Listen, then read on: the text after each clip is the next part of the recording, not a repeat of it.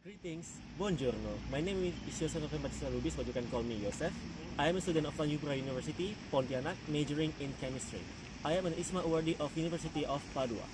I heard about IISMA program from a friend of mine, and I was so interested, so I applied for IISMA. I prepared myself throughout all steps, from preparing my CV, essays, taking English proficiency tests, to practicing for interview section.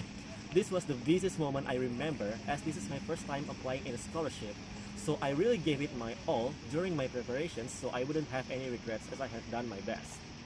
I choose University of Padua because out of all host universities provided by IISMA, Padua is the only university that offers a course linear to my major, in home university. I recall how worried and afraid I was waiting for the result, since I was not confident in myself and I was convinced that I wouldn't be accepted. However, after almost a month of waiting, it turns out that I was accepted. I couldn't contain my joy and gratefulness. It was like a dream come true as my hard work finally came into fruition. I want to say thank you to all people involved in my journey and IISMA preparations. When we arrived at our host country, we had to quarantine for 10 days at our dorm. My first impression of my host country was that Italy is a bit warmer than I imagined, although I gradually feel cold as time goes by, and it has lovely view even from my balcony.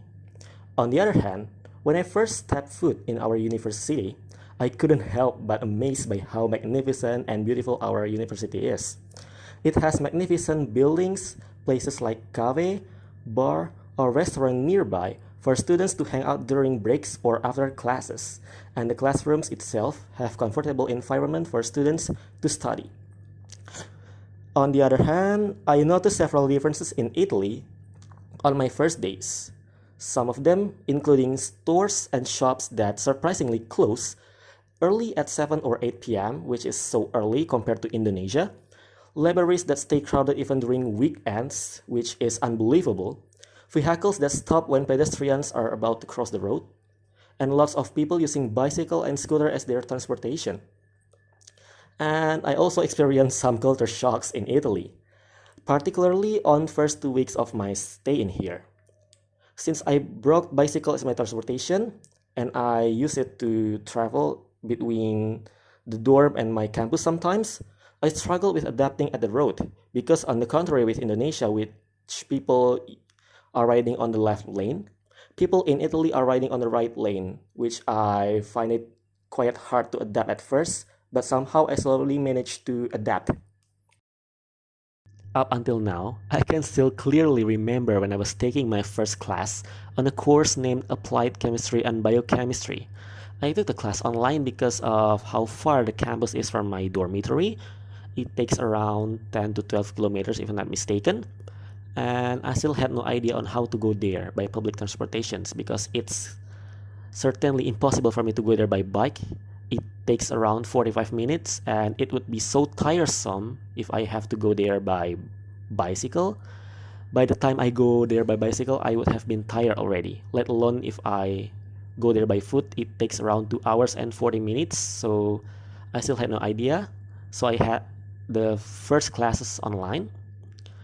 And also, I took another classes in other courses, the first classes online, due to not knowing the procedures on entering on offline classes because we still had no green passes at that time and we had to follow the classes online. And as time goes by and I finally know and understand little by little on how public transportation in Italy works, particularly buses and trams and trains. So I started making my member card for public transportations and I started attending classes in person. And when I attended the class in person, I found that the lecture styles and practices don't differ that much from my university in Indonesia actually, although I noticed that lectures are delivered better in here due to how communicative the lecturers are and how decent facilities are provided in the classes. I had to adjust my study habits and pace here. I really had to adjust because since most students here are super proactive and lecturers are delivered in a faster pace and more in depth compared to my home university. So I had to really adjust how I study in here, and it's like hard. problem to begin with, but I slowly managed to adjust. I studied 3 different courses at 3 different departments, which is psychology department, Italian Renaissance department, and veterinary medicine department, and they all are located far from each other.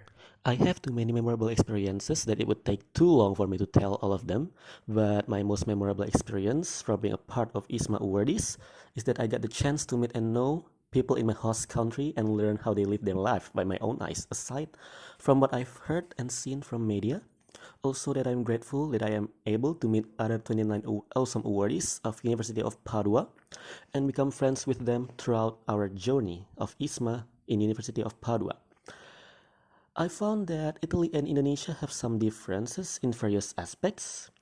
The first, trashes are specifically divided as people in Italy cares about how each trashes are being processed. The second, pedestrians are highly respected in this country. And the third one, public transportations are more well organized. I hope this can be implemented in Indonesia as well, given that our people like to carelessly throw trashes using the road without caring about others who use it as well.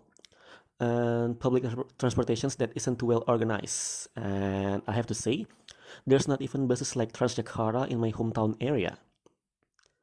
I have become used to life in Italy as I now throw trashes accordingly to their types. When I use bicycle, I also tended to stop when there are pedestrians.